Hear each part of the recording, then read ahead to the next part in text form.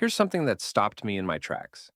Studies show that while we're more digitally connected than ever, with the average person spending over 7 hours per day on screens, rates of loneliness have doubled in the past decade. What does that tell us about modern connection? That's such a striking contrast, and it really hits home. Just yesterday, I was thinking about how we can scroll through hundreds of posts from people we know, yet feel more isolated than ever. You know what's fascinating about this? The research shows that young people today aren't just dealing with normal growing pains. They're processing more information in a day than someone in the 1800s would encounter in their entire lifetime. That's an overwhelming amount of mental and emotional input. Well, that certainly explains why we're seeing such high rates of anxiety and burnout, especially among Gen Z. It's like trying to drink from a fire hose of information and expectations. Hmm. And here's what really caught my attention. While social media engagement has increased by 300% in the last 5 years, meaningful face to face interactions have decreased by almost 45%. We're trading depth for breadth in our relationships. That's exactly where traditional faith communities could play such a crucial role, don't you think? Not as judgmental institutions, but as spaces for genuine human connection. Right? And the data supports this. Studies show that people who participate in faith communities report 30% higher levels of life satisfaction and stronger support networks. But here's the challenge: these communities need to evolve beyond just preaching to actually meeting people where they are. So, what does that evolution look like in practical terms? Well, it's fascinating. Successful faith communities are now incorporating mental health resources, career guidance, and even financial literacy programs. They're recognizing that spiritual well being is connected to every aspect of life. The most effective ones have seen membership grow by 40% by taking this holistic approach. That makes so much sense, especially considering how many young professionals are struggling to find meaning in their work. You know, beyond just the paycheck. Exactly. And here's a surprising statistic: 78% of millennials say they prioritize meaning over money in their careers, yet only 23% feel they've found that meaning.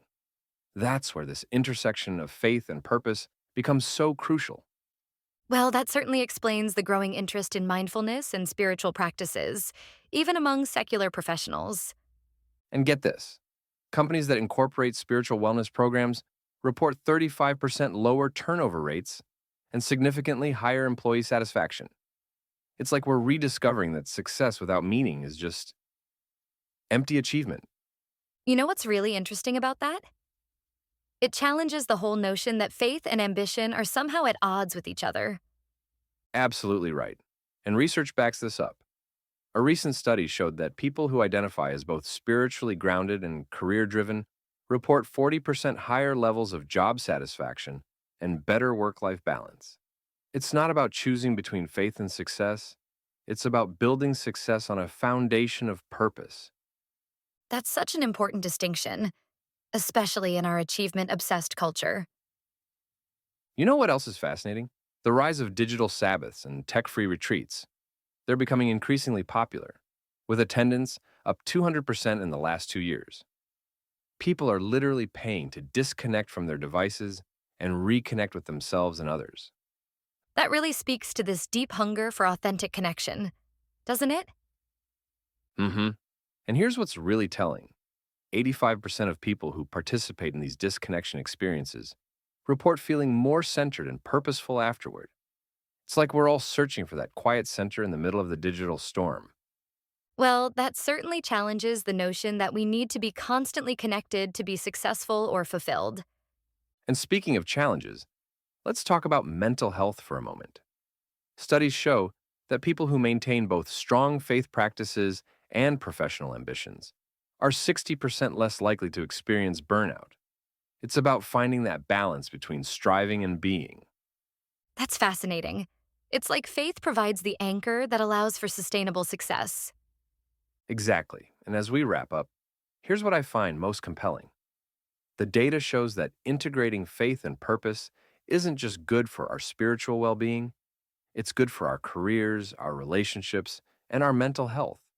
It's about building a life that's both successful and meaningful. You know what? That might be the most important insight of all. That we don't have to choose between being connected and being centered, between success and meaning. We just need to find the right foundation.